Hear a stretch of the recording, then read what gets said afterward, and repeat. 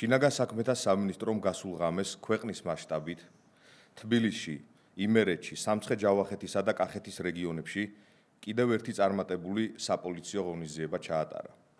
ცენტრალური კრიმინალური პოლიციის დეპარტამენტის ორგანიზებულ დანაშაულთა ბრძოლის მთავარი სამმართველოს თანამშრომლებმა გენერალურ პროკურატურასთან ერთად ჩატარებული ოპერატიული ღონისძიებებისა და საგამოძიებო საპროცესო მოქმედებების შედეგად მოსამართლის განჩინების საფუძველზე კანონიერი ქურდობის, ქურდული სამყაროს წევრობის, ქურდული სამყაროს საქმიანობის მხარდაჭერისა და ქურდული სამყაროს წევრისათვის მიმართვის ფაქტებზე 30 პირი დააკავეს, ხოლო 2 პირს ბრალი დაუსწრებლად წარედგინა.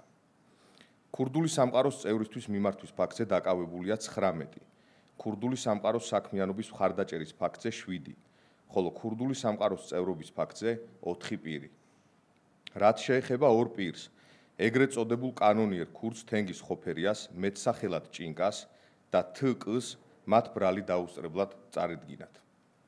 გამოძიებით დადგინდა, რომ სისხლის სამართლის დანაშაულში ბრალდებული პირები პირადი სარგებლის მიღების მიზნით მოქალაქეებს შორის არსებული ფინანსური დავების მოგვარებაში ერთვებოდნენ.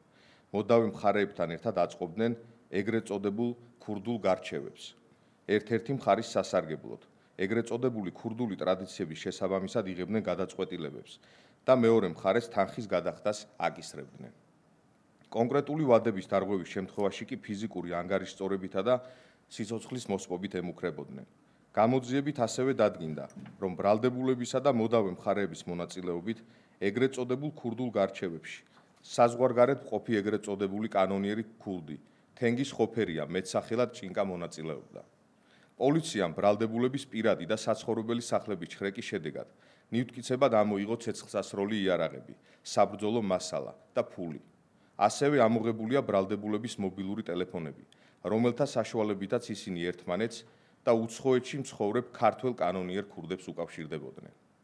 დანაშაულები 15 წლამდე ვადით თავისუფლების აღკვეთას ითვალისწინებს.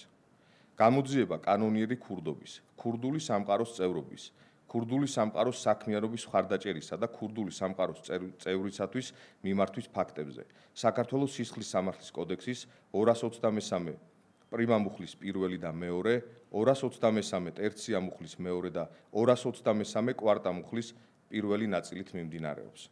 შინაგან საქმეთა სამინისტროს ერთ-ერთ უმთავრეს პრიორიტეტს ორგანიზებულ დანაშაულთან, მათ შორის ეგრეთ წოდებულ ქურდულ სამყაროსთან დაკავშირებული დანაშაულების წინააღმდეგ უკომპრომისო ბრძოლა წარმოადგენს.